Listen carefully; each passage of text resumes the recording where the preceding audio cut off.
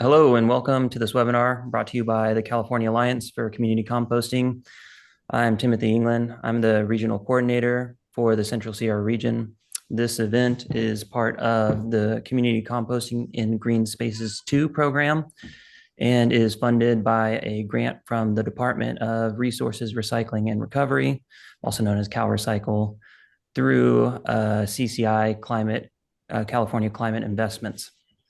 Today, our presenter is Mike Larrivee, a licensed professional geologist, the director of regenerative initiatives for The Works, Inc., and managing director for Memphis Urban Wood. He's a former national operations lead for Atlas Organics composting and hauling operations and is the founder and president of the Compost Ferry. In 2019, Mike was the co-founder and vice president of the Tennessee chapter of the U.S. Compost Council. He received a Master of Science degree from the University of Memphis and is a Fulbright Scholarship Award winner. He's an all-around good guy out there doing good things. Today, Mike will be presenting on compost production and application as it applies to the Central Sierra region, but much of the content holds true for other places with similar climates, ecologies, land uses. At the end of the presentation, we'll hold a short Q&A, so feel free to drop your questions in the chat during the presentation, and we'll try to address them. With that, I'll leave it to Mike. Thanks, Tim. Thanks everybody for showing up. I'm certain that you have better weather than we have in Memphis today. I had a friend who's up here doing some consulting work for me, flying from Florida onto frozen landscape, and I mean it's going to be 70 degrees next week. So I mean, in a world of lots of variables that are outside of our control. If you're working in agriculture, if you're working in organics or any of the green spaces, the better equipped you are to be adapted to all these situations, the more resilient and successful we're all going to be. I felt like I was making you introduce Daenerys Targaryen there with all the stuff there at the beginning, Tim. But really, I put a pitch deck together to kind of get some stats on paper and some citations and some resources. But really, I'm here to talk to you about my experiences today in different markets. I've worked in California, I've worked in Texas, South Texas.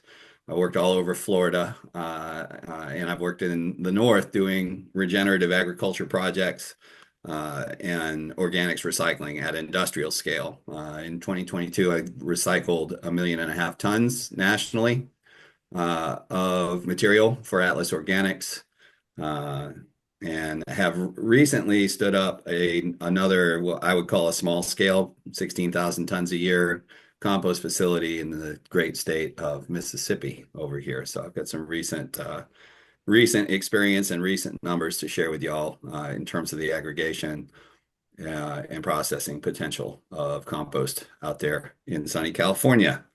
All right, I'm going to go ahead and share this so that we have a guidepost. I've got the chat open. I'm fine with everybody typing questions as we go, and I will move as cleanly through this as I possibly can, so we can leave lots of room for Q&A in the end, because I feel like that's always the meat of an opportunity like this. So in California in particular, I ran the Salinas Valley compost facility that used to be Vision Recycling and became an Atlas Organics site there in the Big Valley in Gonzales, or coming down out of Monterey, and ran into all kinds of exciting challenges and opportunities managing that project. But that was not the first arid site that I managed. I think we're going to get into challenges, solutions, costs, opportunity, benefits, and all that sort of thing towards the end of this. And we'll start kind of with a value proposition from an abundance mindset, looking at opportunities relative to challenges. So within Tim's jurisdiction, the eastern slope, obviously quite dry over there in Owens Valley, highest and lowest points in the United States, which is really cool. And it was noted by early European settlers as perfect for grazing livestock. There have been a lot of changes since the 1860s, obviously, but the natural state of things, again, Jim, I guess that's what we were just talking about. The less we touch things, and the more we follow the natural rhythms and cycles of things, the more productive it can be for us. And really, a thing to keep in mind that that industrial technology mindset of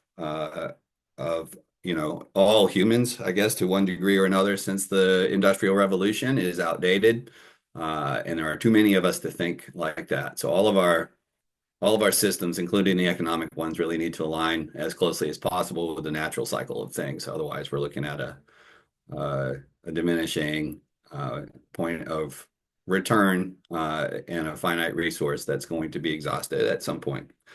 So the time for innovative and circular thinking is 50 years ago, really, but the second best time is now. So that I am a geologist, so I tend to think of things from a soil and hydrology perspective first. I'm not going to belabor the sore thumb point of Los Angeles taking all the water from the valley and causing all sorts of problems in that way. On top of that, we're looking at an area that gets 5 inches of rainfall every year, and that's a NOAA statistic. I know there are boom and bust cycles, like all things in nature, but that's your burden to average. And some really cool soils and a incredibly high water table, which made sort of a unique opportunity for me in terms of thinking about how to use natural elements to hang on to as much of that water before it hits your aqueduct and heads south. And there is a combination of organic in the soil and plant material that gets you there. But it is a very brittle and fragile environment, and impacted very easily by some unguided and not forward-thinking human activities. Lots of conversations with folks on the government and ag side of things out there. The biggest opportunity on that side of the mountains is for row crop, and row crop is a pretty easy scenario to enhance, especially on compromised soils. I think the USDA now is classifying a compromised soil as one that has less than 1.5% organic material. And the reoccurring theme you're going to see here is that a little dab will do you. Honestly, too much compost at once is a bad idea and can throw things off balance in the opposite direction. So just a little bit of an application, and in this case, 1/4 of an inch every 10 to 20 years, which roughly translates to 16 cubic yards per acre, will do the trick for alfalfa that's on irrigation, which is big on that side.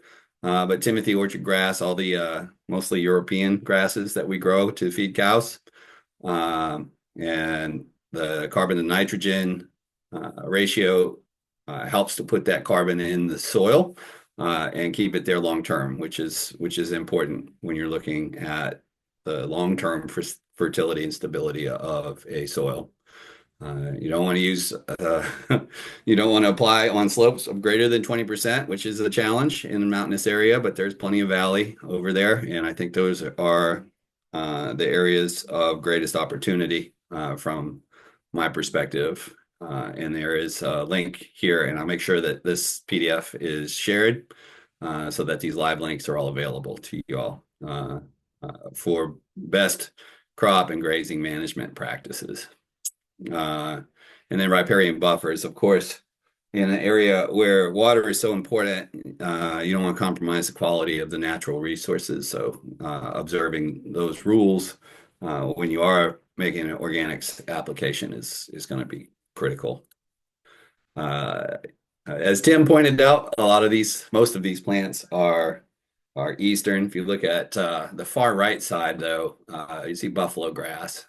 And buffalo grass is, sort of more on the intermontane side of things, and not historically native to, California west of the Sierras. But it was a predominant ground cover in the intermontane area, which is also a quite brittle environment. If you look at that compared to the far left, which is Kentucky bluegrass, in terms of the root depth, it's quite a comparison. You're looking at 8 feet of roots from little buffalo grass, which has a mature height that's about the same as Kentucky bluegrass. But you're looking at 30x on the penetration of roots in the same soil matrix, and that's pretty consistent, regardless of what type of soil you're looking at. And that may just seem interesting and a fun thing to know at trivia. But the fact of the matter is by planting natives with longer and deeper established root systems, you're exponentially increasing your ability for vertical infiltration of water into your soils. And that's super, super important in low rainfall areas where you want to try and hang on to water on site as long as possible. I mean, that reduces your drought stress and improves the quality from a bioproduction and nutrition perspective of crops and forage. And I'll show you a little bit more in detail what that looks like based on some studies that were conducted in your area. All right. Again, healthy plants, natives and not so natives. Natives have evolved on this continent with and without us for hundreds of thousands of years. And as we're fond of saying, they know what to do. You don't have to tell them. It's like the bees again. Bees have been here longer than we have. You take your hands off, they do surprisingly well. It's the same with native plant communities, and we tend to focus because of the European experience on things that European great cattlemen and whatnot are familiar with. So you see a lot of orchard grass and Bermuda and bluegrass and all that sort of stuff where fescues and wild rice, deer grass, may not have the protein necessarily that an irrigated alfalfa is, but boy, it takes a heck of a lot less work and knows what to do in those challenging environments that it evolved in. And it also creates a greater opportunity for invasion of pest plants that have been introduced in California as well, Johnson grass and cheatgrass and all that sort of fun stuff. So lots of stacked value in considering in forage native plants. On the western slope of the Sierras, you got a whole different ball of wax, as you'd say. Varied terrain, lots of oak savanna, very pretty. I enjoyed that last site visit out there, and the coniferous forests at the higher altitudes as well. Super important area hydrologically speaking. Lots of water coming there for the agricultural lands of the Big Valley and the Bay Area. And, from a naturalist perspective, it is unique in all of the world with sequoias in the Yosemite Valley. From the geologist's perspective, again, you get the Tulum River with the main tributaries, as well as the Merced that feed the western slope, 36 inches. So you got a 7x increase factor in rainfall availability per year, but you also have that dry season. So holding on to that water and reducing drought stress is critical when it starts to dry out in the spring and stays dry until Halloween or whatever in the fall. Silt loam gravels, I know that probably doesn't mean an awful lot to you, but it's a thin thin topsoil and rocky typically, but that also presents opportunities if you're into growing grapes and all sorts of other stuff that like that diverse mineralogy. And there's a link for more detail on the Sierra Nevada watersheds there at the bottom. A little bit less compost application per acre needed for vineyards. I just kind of took that as a easy reach example for that area. So 2 to 4 tons every 5 to 7 years. So the temporal scale for application is less. If you remember, on the arid climate on the other side of the mountains, there was a 10 to 20 year timeline. This is a little bit sooner for application, but less material. So on the balance sheet, it comes out to about the same investment for compost. And mulch, composted mulch in the industry, we call those overs, and I'll get into a little bit more about what overs are. But that more coarse fraction, that mulch, is beneficial in that, a non-composted mulch is when it's applied is, well, it's decomposing, stealing nitrogen and oxygen from the soil and slowing down plant growth, whereas composted mulch is already semi-mineralized and in a position to provide nutrients to the plant community that it's intended to support. That's a big difference. It's also acceptable as a erosion control device, so that aligns the application of that material with some federal and state grant opportunities for some non-dilutive support in the offtake. Compost on the vineyard floor in terms of general value, improve soil structure, which reduces root rot, increases the water retention potential, and generally creates a healthier and more productive plant. And it can reduce your water consumption, again, framing it in the water scarcity environment of California in general by 10% or more. And 10% might not sound like an awful lot, but it could be, depending on the environment, 500,000 gallons per year per acre. I don't know if anybody looked at their water bill yet, but that translates into a lot of dollars. And there are various links and citations associated to this slide as well. There's a manure spreader being activated for compost dusting up there in the top right corner. And there's a slide below that to show the difference between what we would call a finished screened or 3/8 minus compost and a composted pine bark mulch. And in terms of aggregate and application and usage, those two things are super valuable given the correct application. Like I said, the aggregate's better for mild slopes and will stay in place in high energy rain events and so forth, and whether that's a pluvial situation or from snow melt. And the fine composted material is often better as a integrated soil amendment where it doesn't screw up your soil structure too much when it's applied. In terms of timing, fall with the rainy season for pasture and just ahead of seeding and planting, and that's kind of variable when it comes to row crop. Also, right after you get animals off and all that soil is turned up from those big hooves and their eating activities, their feeding activities, that's a great time to put it on the ground. And you're going to see the best results in severely impacted soils, and that really is anything less than 5% soil organic matter.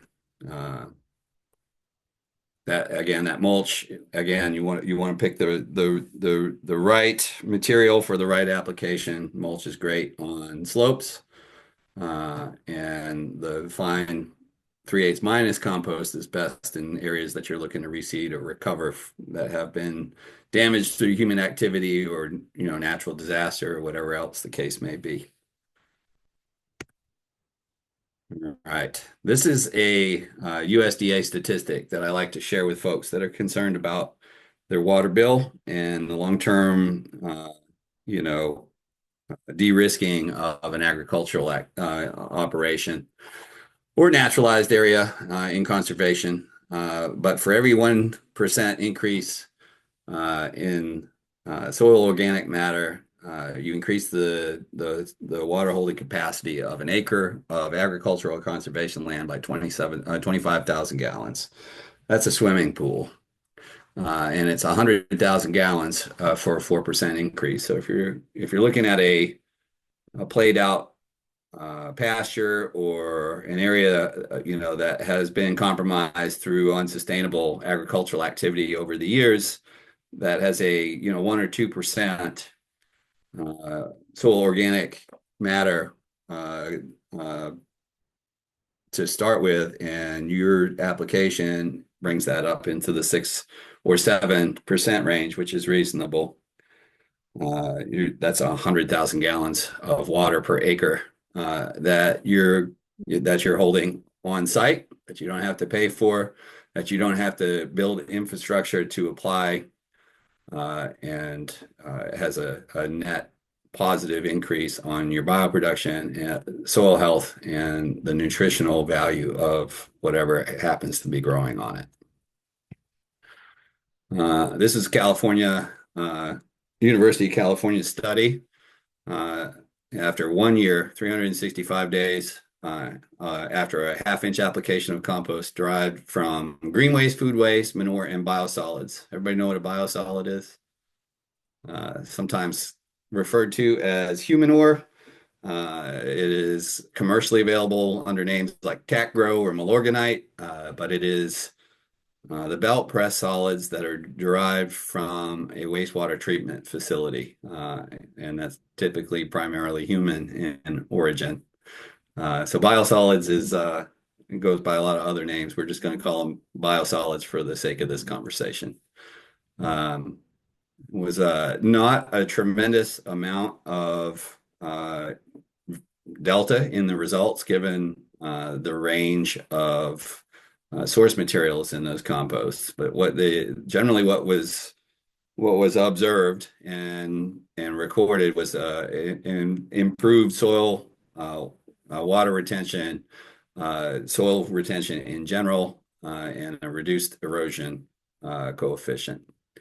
Extended the growing season in the most extreme cases by 60 days, which is, I mean, also money in terms of, on top of doing the right thing.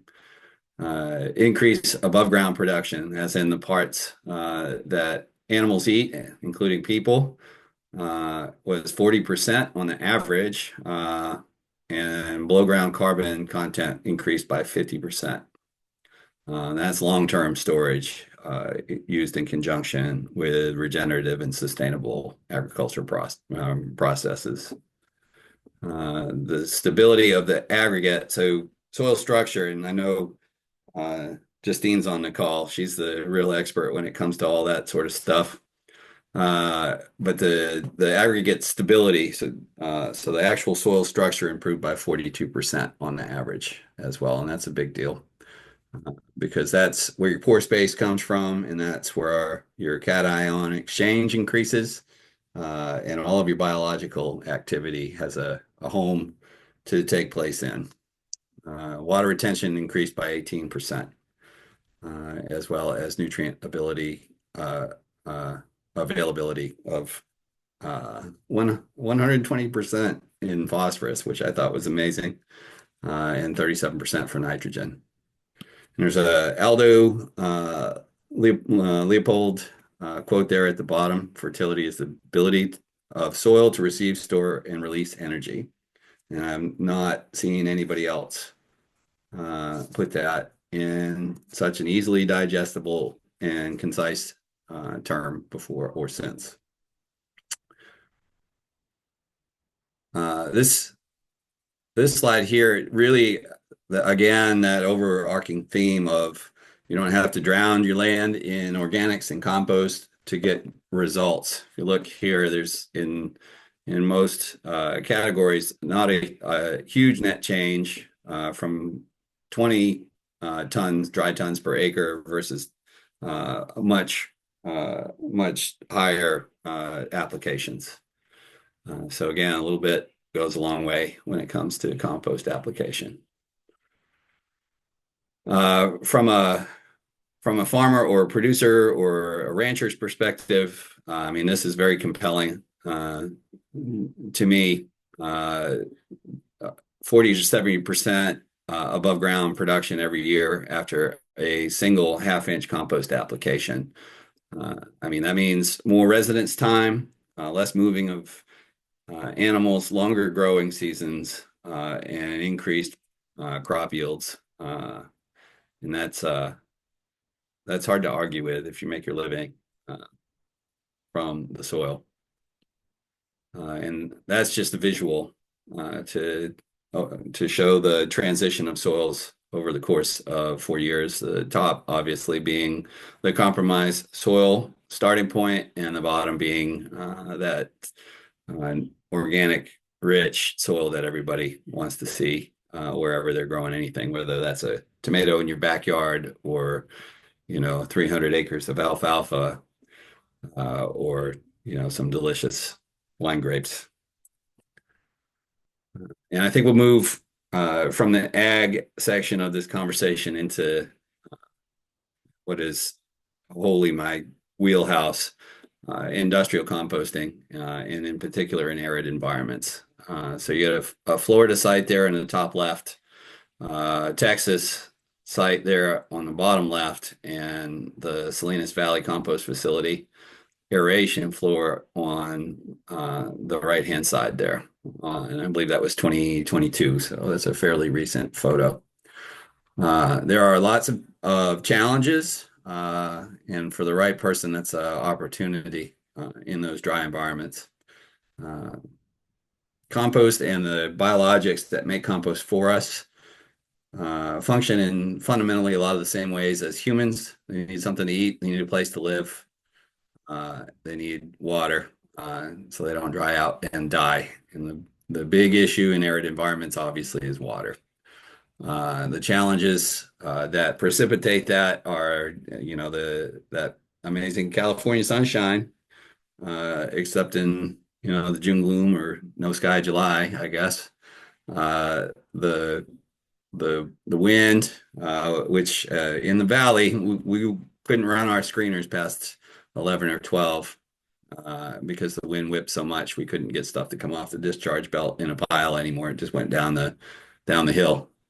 And some pretty significant temperature and humidity variations, sometimes within the same day, let alone the same year. And there are some representations on both sides of the mountains right there in Jamestown and Bishop. From a solution set perspective, I'm a fully indoctrinated acolyte of the aerated static pile system. They run on solar a whole lot better than a windrow turner or a bucket loader for sure, and are the lowest frequency, lowest investment potential to get from food waste and wood waste to a finished compost product. It's a little bit of a dance in dry environments, maintaining aeration and keeping things oxygenated and maintaining the moisture content of the material that's in process as well. But after years of research and experience and a little bit of trial and error, the solution set for using aeration as opposed to windrow turner, which consumes a ton of water, are reducing the aeration frequency and duration. For example, the compost facilities that we run in the Southeast, we are 3 minutes on every hour, essentially 24 hours a day. In California, we would reduce that frequency and duration, so it was in extremely high temperature dry periods, it would be as little as 1 minute every 4 hours to maintain those oxygen levels and not burn out all our water. Name of the game also, I mean, as much high moisture feedstock as you can get. So biosolids and food waste, the less water you're going to have to introduce via irrigation. And that turns into huge cost savings, and also time, resources, and energy being spent trying to maintain those. Always best to start off. It's difficult to add it as time goes on. And we talked a little bit about composted mulch earlier. We call that overs. And the way that you build an aerated static pile is to cover it with typically 6 inches of overs. We increased that to, we found the sweet spot to be about 10 inches in California. So adding more overs means that you're incorporating in the mix less new uncomposted material, but the outcome over time is much more efficient, and it retains that moisture a whole lot better with that thicker overs cover on top. And as big a pile, that's why scale in this conversation is so important. Little piles just turn into dust without a whole lot of love and attention and inputs. So the bigger and taller and wider and higher volume you can make your piles without getting in trouble with the local fire marshal, the better off you're going to be. It just has more critical mass, more center, and is easier to manage, and tends to be less variable over time. But the trick is to get that stuff built and get it through the process where it'll pass a Solvita for mature, like a mature compost, as quickly as possible. Again, high moisture feedstocks, like that's the big thing. If you can get paid to receive water, or if you can offset that tipping fee that for all that food waste that's going to the landfill, it's either a win in offset costs or it's a win in reduced operations costs, or some of both. Windbreaks are a big deal. I think if you look back, if you look back here, we built windbreaks on the manifold side of the aeration floor to block the prevailing winds, and that made a huge difference in the stealing of all our in process moisture contents. Compost undercover wherever you can. Obviously, a 1 million square foot building is pretty expensive, especially in California. But I've been to a lot of indoor compost facilities in the extreme north. That's a thing for cold. So that, in Minnesota, for example, they compost often in municipal facilities undercover on aeration floor, because it's so much damage to equipment, risk to their personnel, and expensive to do it outside. It's kind of the same in the arid Southwest. And there are other technologies, tarps and geocovers are very expensive and require a lot of touches from the human perspective. Really, at the end of the day, the low cost and low technology solution, again, that we found works best, is increasing that bio layer, which is the composted overs on top to keep that moisture inside and get things composted as quickly as possible. But there's lots of different ways that people have approached that. Depends on really what your budget is, how much time you can put into it, and how quickly you're looking to get that stuff out the door.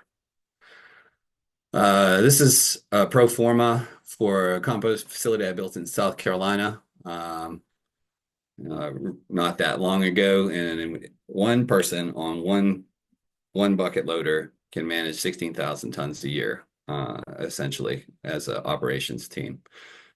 It's a little bit less than $1 million in CapEx. There are a couple of variables in there at the bottom, land being one. If it's city land and you can get a lease on it for providing service, that's a lot cheaper. The CapEx, including personnel and equipment, annually is somewhere in the neighborhood of $250,000. But the offset is typically somewhere in the neighborhood of $350,000 a year in value production and offsets. Offsets primarily being it's awfully expensive in some of those areas out there to take your organics and send it out of market in a truck to another facility and pay them to process it, where you could take advantage of that economic opportunity and reduce your carbon footprint at the same time. And hauling is expensive, and moving that stuff around and driving it all over the place to get it all in one place and compost efficiently can cost some money, but it does create jobs. And I know the whole world is excited to have a job right now. Had a conversation yesterday with some folks at the USDA that are looking for work right now. So there are lots of opportunities that we're leaving on the table if we're looking at it from abundance mindset and not as a liability that we're going to get rid of and ship off site. And there's a list of citations and resources that I used to put this together based on local conditions out there. And again, I'll share this with everybody and make sure you have access to all those links. All right. Thanks, Mike. Yeah, man. I'm sorry. I'm going to quit talking. I was trying to hit all the points. Tim, is there anything that I missed that you want me to go or you want more detail in? I mean, not me personally. I mean, we've got one question in the chat. Lloyd, he asked about using overs essentially effectively. Does that increase contamination capacity on your piles? Or do you clean your overs in some way? Yeah, that's a great question. Contamination. So typically in an industrial compost facility, you've got you have three primary buckets of sources, right? So you have the very high volume industrial sources, the medium to high volume commercial sources, and then you get the residential, which can be thousands of touch points and a lot of education and customer management and associated contamination for sure. Like the old phrase with industrial, it's easy because you have one throat to choke, right? So if you have one account manager for Tyson chicken, which is a real world thing, and you wind up with a 40-yard roll off full of chicken byproduct that has, I don't know, a plastic wrap in it in some high volume. That's an operational inefficiency. Most composters like us will have a contamination fee associated to that because dealing with contamination can be very expensive, either in technology or man hours. But typically in those situations, contamination is managed in a conversation. If you are under municipal contract and you're dealing with 15 or 20,000 households or 675,000 households like we did in San Antonio, it becomes a technology-based solution education campaign. Nick Gallis at the City of San Antonio was a great partner in solid waste in the recycling division and did a super job maintaining our contamination rates below 3%, but in a facility that was receiving 250,000 tons a year, 3% represents a lot of tons of crap that you've got to deal with. And our solution to that in that particular market and also in Salinas was a pre-sort that removed contamination before it went into active composting. And that looked like a lot of different things. It's kind of a Rube Goldberg machine, but it did consistently reduce contamination rates from that 3%-ish average down to less than 0.2%. So over an order of magnitude reduction. And some of the technology that was associated to that pre-sort, we had a high torque, low speed shredder on the front end to reduce the aggregate size, and it ran through a trommel screen. Looks like a big dryer drum, essentially. It has holes about this big, so the fines fell through that before they hit the sort deck. And when it went up the belt onto the sort deck, there were a series of technologies associated there. One, we had four humans who were highly trained to remove contamination from the belt manually. But we also had Lucy and Ethel. And Lucy and Ethel were robots with little sucker arms that would identify contamination, pull it off the belt, and that would all drop down into a stall below the sort line, get scooped up and put in a roll off and go to the landfill. And then it went into the grinder on the end, and the grinder sized it for composting, essentially. Everything that got through that was, over the fraction for compostability got chewed up a little bit more by the grinder, and then it, by truck, went to the aerated static pile area, went through active composting, and was screened. So the last piece of technology to deal with contamination actually happens in the screening process when we're making finished compost. And what that looks like is, number one, for ferrous metals, there's a rare earth cross belt that would pull all the metal off of the belt and throw it into a bin on the side of the screening area, and that was recycled at a scrap plant.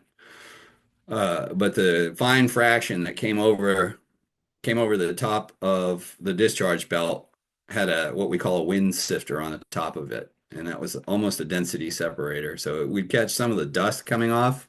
That was actual compost, but primarily what it caught was lighter materials. And the big contamination item that we ran into the most that survived the pre-sort was film plastic, and it's typically food packaging. And plastic and our use of it and dependence on it in our food supply chain and in our economic activities is an entirely different story, but it is definitely the bane of every industrial composter that I've ever talked to in terms of contamination as well. The big problem in terms of quality, it's an inert, so it really didn't hit the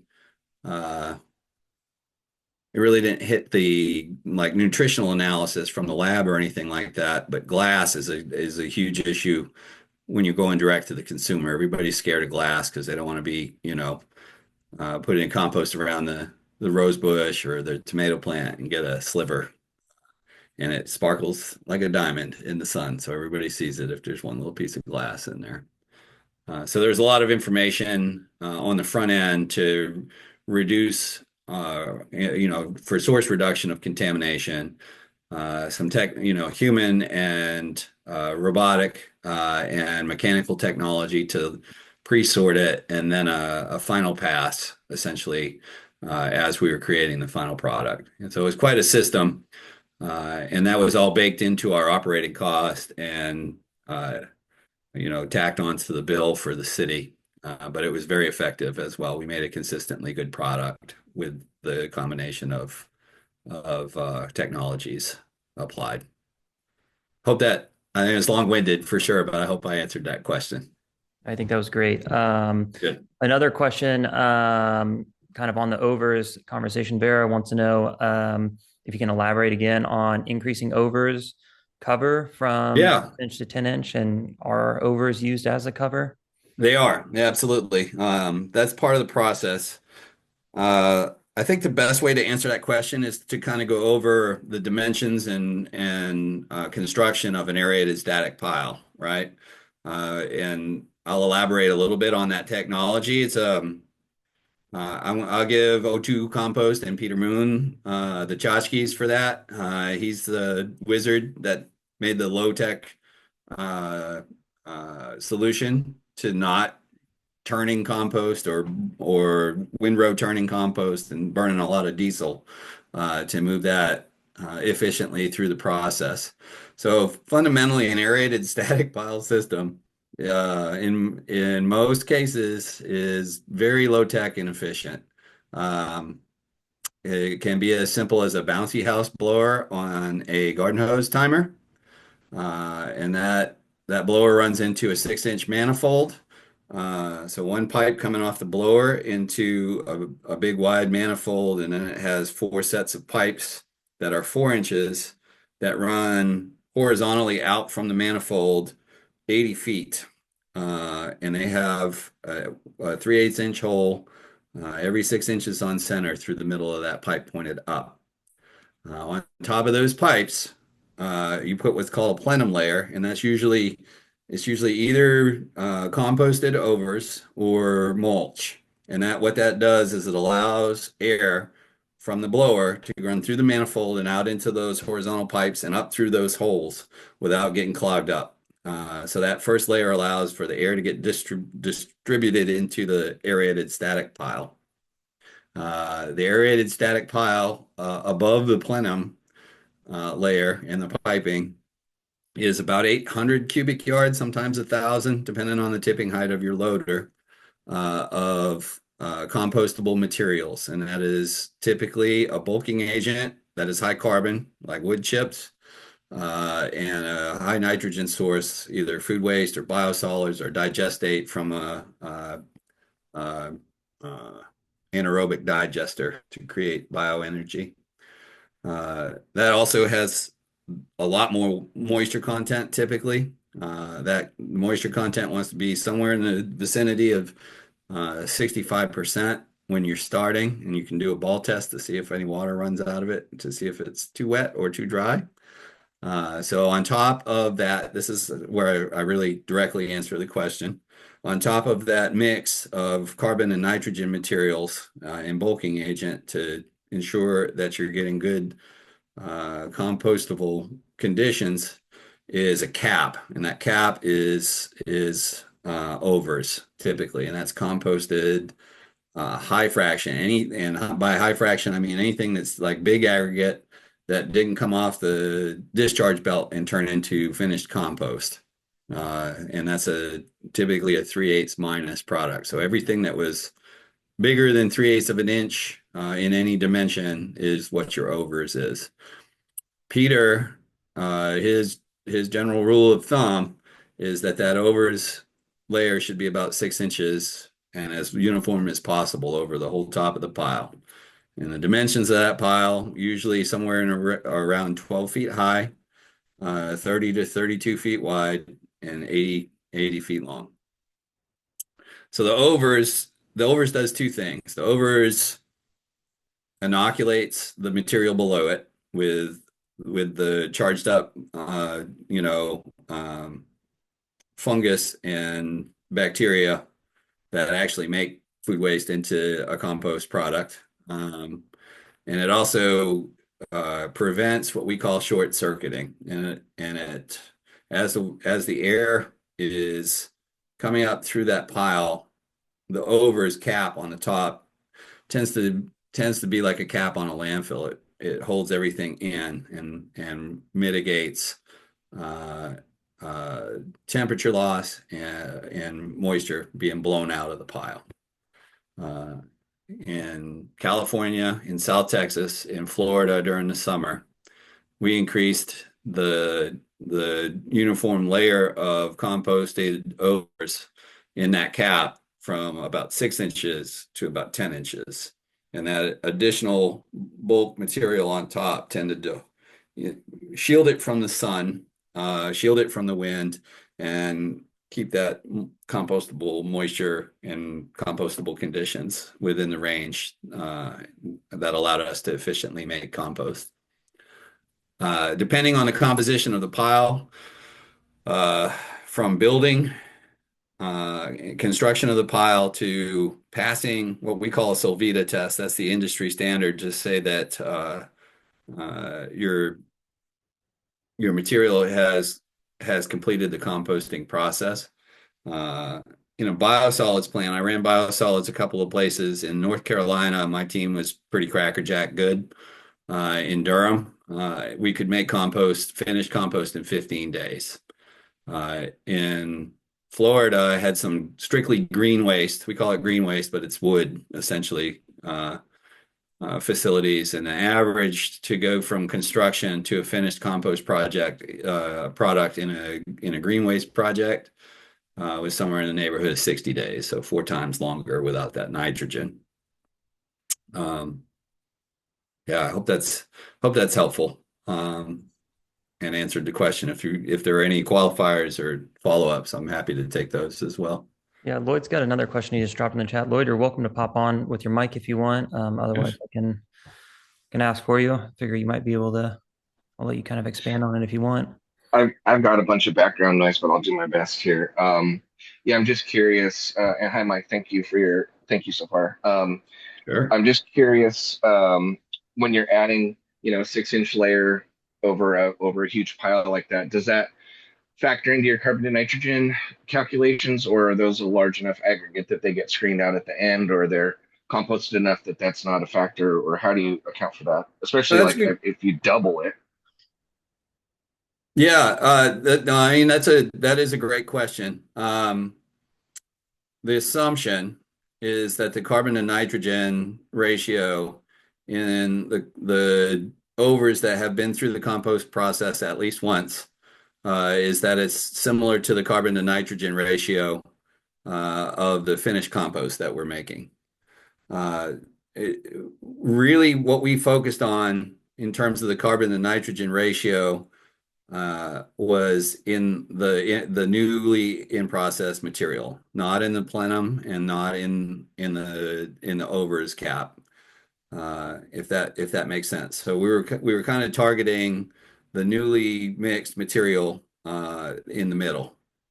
In terms of outcome, an interesting caveat there, and something that the lead engineer and I used to go around and around about and just never had time to study or figure out how to frame a study around it, was exactly how many times some of those overs went through the process.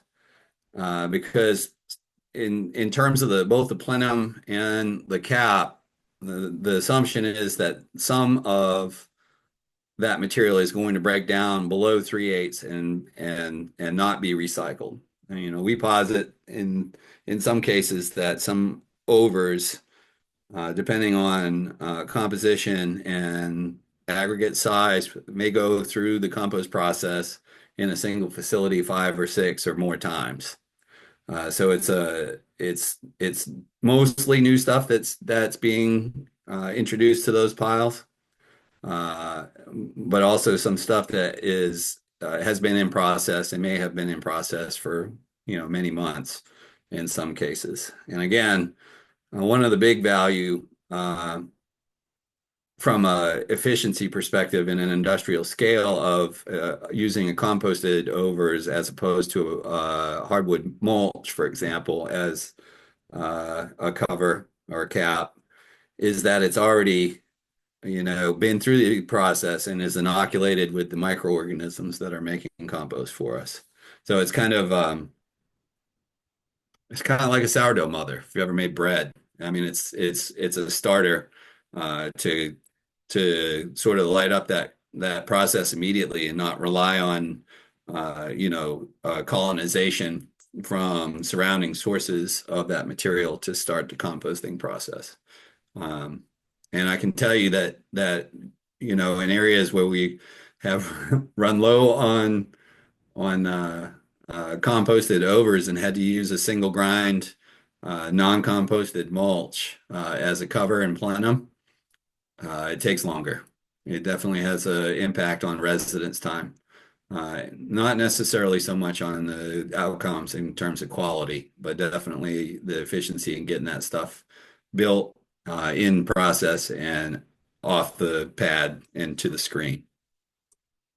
How's that, Lloyd? Anything pop up that I missed?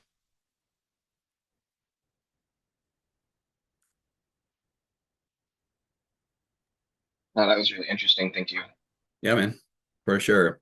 I mean, I'm still around too. I tend to cogitate on things, especially when I'm exposed to new material. So if anything comes up, I mean, y'all feel free to reach out. This stuff really blows my skirt up. I love talking about composting and regenerative practice in general. Yeah. Anybody else in the meeting have a Mary? You're muted, Mary. You're still muted, Jim. Okay, I'm good. I thought you were the one that shut me off, Tim. We're a small potato, pun intended. And the kids, a couple of kids have come back at the school site where we're working, and they said, oh, they've looked up, how to supercharge a compost pile. And right now they're kind of frustrated because it's colder. The thermometer's not reacting like they like it to react, and we're throwing stuff from their left and right. And kids want it to happen faster. Is there a way to, is it just a matter of keeping the carbon and nitrogen just at a nice ratio to get things moving, or is there something we could do that'd be sexier and more fun and exciting for the kids to supercharge their compost piles? Well, I mean that inoculum sort of conversation is always a nice touch, and the connection to sort of other activities like that sourdough bread starter, Jim, is one that I use a lot. Not harvesting all of the stuff that's finished and leaving that as a base and a cover for your new material is a great conversation starter, a great practical exercise, and actually does kind of supercharge your compost for sure. We used to work with a company in Florida that created a product called Command. Anybody familiar with that? No? All right, so Command was a mycorrhizal based inoculum, and it did make a difference. I'll say that for sure. But it was like we called it pixie dust. And we did a lot of studies with Command. And Command was basically a powdered inoculant that you added to compostable material in situ. You sprinkle that stuff all around, and it supercharged as you said, your compost operation, made it compost faster for sure, and that was demonstrable in the data. And it did increase slightly the nutritional value. And if you scoped it, and I know, again, Justine's on here for sure, and she's the lab nerd out of the two of us here for sure. If you scoped it, the bacterial driven to fungal driven ratios tremendously. So inoculating with that stuff definitely changed the biology of the living microorganisms that were processing the material. It did make it work faster, not enough to offset the cost, but faster, and increase the nutritional value. So if you're looking, strategies need to be adaptive, Jim. And if you're looking at it as an educational touch point, that's cool to talk about. So there's value in that. If you're a smaller volume producer, it's going to be hard in California if you're doing it in the outdoors, not in a controlled environment. And you're looking at more like a higher price point, more boutique, custom, for all intents and purposes, finished product. There's some value in fooling with that. It's just when you get into the weeds on custom products like that, the unit cost of production gets to be quite high, and it's hard to recover that in the market unless it's somebody that's used to make. I think I might have told you this when I was over there visiting, but I ran a compost facility in Dallasport, Washington. And we sold it in Oregon and Washington, and the trade name for that particular blend, and we did make it at scale, was Sky Puncher. And we designed the inputs in the construction of those piles for the outcome of creating a product for the medical marijuana industry. So it was tailored for the nutritional needs of a specific crop. And you can do that, and you can make that pencil if you've got the relationships and the price point on the end user side. So that's something to think about too from the business side of the conversation. But it's cool. And if you have a 400x or even a 40x microscope, to look at all that stuff. You can take that from a conversation to here's the little dudes that are actually making the compost in that setting, and that's really cool. I've watched it light up eyes pretty good. Yeah, Tim, you got a microscope I can borrow? I've got a microscope here I can bring over for you. Yeah, so we can actually make that happen. There you go. I'll follow up with you after this, but there's some cool little devices we can use for educational microscopes that are cheap for you. Anyone else in the meeting here have any questions? Feel free to hop on and just ask them. If not, I've got one kind of like capstone question for Mike.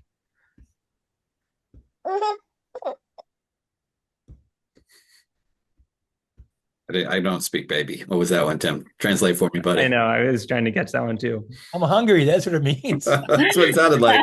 I was just gonna try to help Jim out because I've been in that situation before, and I was gonna tell you that because people want to see results really quickly, especially students. I've been there. So what I have on hand is a bale of alfalfa, and if you put a couple big clumps of alfalfa in your compost while you're in the wintertime, you're going to see an increase within just a couple of days. The only thing is you really want to make sure it's if it's dry, you want to get it moist, so kind of soak it for a little bit. And then I don't know what it is for you guys, but the grass is already coming up over here, and the first grass to come up in the spring has the highest nitrogen content. So if they did like a nice little cutting and rolled up some grass and threw that in there, you're going to see a big increase. That will be even faster. You'll see a temperature increase within just a day or so. Thank you. Yeah. I'll There send them you out go. with scissors and a bucket, and they can cut the Yeah. little. Or you could teach them about, mowing and trimming, getting them out Yeah. there mowing and trimming the garden, Yeah. and then 'Cause God knows collecting they don't it. want. God knows they don't want to weed. The kids will do Yeah. anything in the garden but weed. Yeah. Thank Yeah. you. Mm-hmm. There's a little off topic, but a fun nature fact. Back in the day, there were tens of millions of buffalo in North America, and they migrated annually.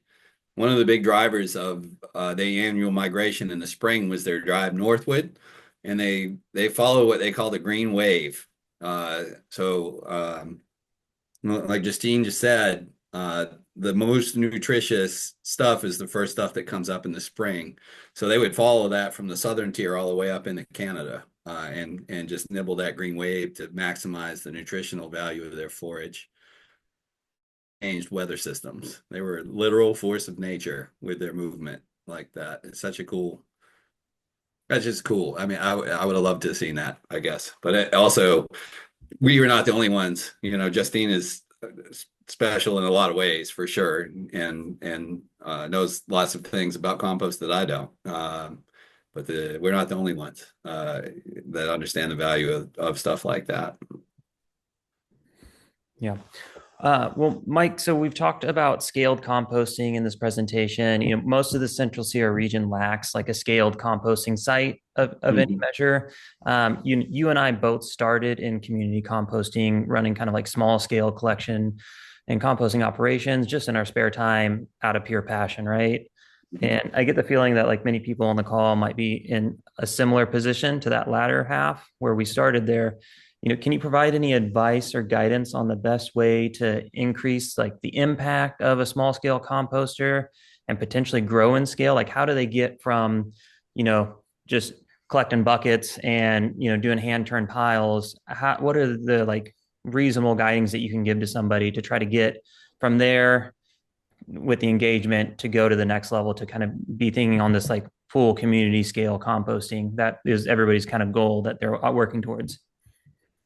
Sure. I mean, identify the folks in your community who are at that intersection of passion and capacity, that are not just you. Because this is, in Memphis, for example, Tim's talking about the compost ferry. We were really intentional in our communications with the folks that were like our initial adopters, in making them feel included in that move towards greater impact and sustainability, and that value came back to us for sure. We called still do call the folks in this market the Compost Nation, or the fairies, because everybody's a fairy, and we can't do this without you, and we can change this market and have one bucket at a time, for sure. So finding the folks that are fired up about it and have the capacity to help, and are, even, excited for a career move in that direction, and have technical skill sets that support the growth of a small business that starts as a grassroots community movement. I think those are human resources to identify first. Making friends, a big deal, especially if they have an agenda that is aligned with you and want that diversion and want somebody to say, oh, God, I don't want to do this myself. Please, Tim, take this from me and go, turn this into what I don't have the bandwidth or the interest to do. Here's some money. Figuring out the, angel investors that are willing to commit to funding or PRIing or even in a nonprofit situation, giving away non-dilutive funding that's needed to catalyze stuff like that. Also super important. And also, if you're charging, like a lot of our stuff is not, some things we're getting paid by the city or the state to manage. Some things are subscription based, and it's direct to clients, whether they're industrial, commercial, or residential. And understanding what it costs you at every scale to run your business. I mean, that is not endemic to composting. That is a general statement. If you are subsidizing your operation with volunteer labor, you kind of have to count that as an income, and also look at it as a cost, because if that goes away, you're going to be in a position where you've got to find another source for that, and that source usually costs money. But knowing what the cost of the operation is, and charging or finding the financial resources to support that, so that it is long term, you're not just slowly bleeding to death. When I was forming my first compost business, I'm a scientist, and research is sort of I don't know, it's like an X factor or a secret weapon. Nobody wants to do it beyond a 30-second TikTok reel these days. So I did the research and looked at best practice and made a lot of phone calls and sent a lot of emails and IG messages and Facebook messages, and talked to bucket slingers all around the country. And I identified best practice. I looked at Scraps Mile High in Colorado, and Compost Now, and Rust Belt Riders, and folks that had some runway behind them, you know what I mean, that had been at it for a minute and had overcome obstacles and challenges and sustained themselves. Moonshot in Texas, lots of, we started primarily in residential and grew very quickly into commercial. But instead of learning by trial and error and guessing and taking an educated guess, I kind of assembled a list of best practice from lots of different sources and assimilated that into a business plan that I thought would work in Memphis. And it did, for sure. And also, I grew up working class. My dad was an electrician. I grew up on a little farm in New England, and I didn't come from money, so I don't know how to ask for it. I've learned. So we built on revenue mostly, and sweat equity, and we're just crazy enough to build a small business that way. So that was that. I mean, I guess that's kind of part of it too. If you lead by example, folks will follow you often. And I think we made a pretty good example of how to do that here and other places. How'd that go? Perfect.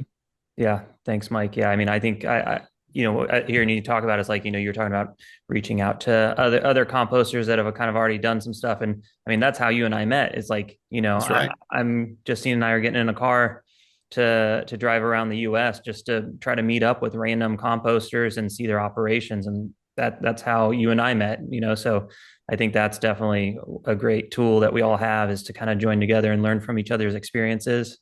I know, the Institute for Local Self-Reliance, they've got their Community Composters Coalition, and they've got like a little chat forum on there. And I'm always just super impressed with the depth of knowledge that people in our shoes have across the US, that if you just ask, they're happy to hop on there and just tell you what they know and what they've learned, because they want to see you succeed, and so yeah, it's really motivating to just be in rooms full of other people doing the same good work. So Yeah. Yeah. It's I didn't make it this year. We're too busy making compost and lumber and conservation projects and all the other stuff that we're involved in over here in the Memphis market. But the U.S. Compost Council does an annual expo and convention that's lots of fun and a very energized environment.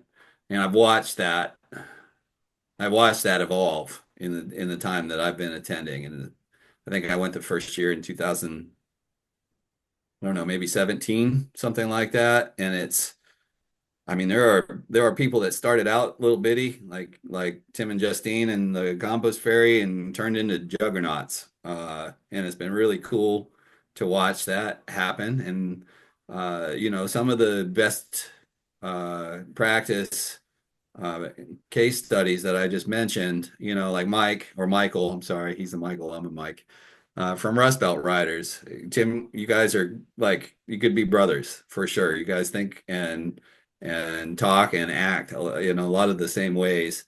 I mean, they just hit,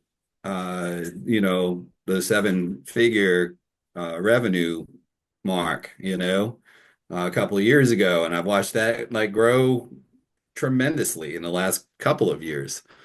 So I mean, stuff is messed up, at the high levels in the government right now, and there's a lot of confusion and uncertainty.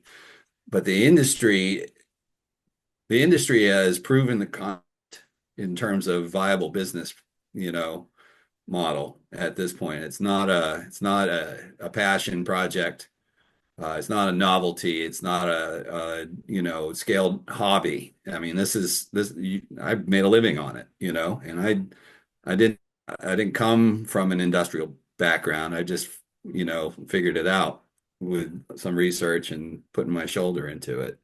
So it's definitely an emerging market. There's definitely a lot of money floating around in private investment, government support, question mark right now, but there's a ton more energy and a lot more legitimacy in the conversation now than there was even just a few years ago. So it's an easier conversation to have and to try and convince people to support than it was just a couple of years ago as well. yeah, absolutely. Well, with that, I want to thank you again, Mike, for this presentation, and thank each of you for attending.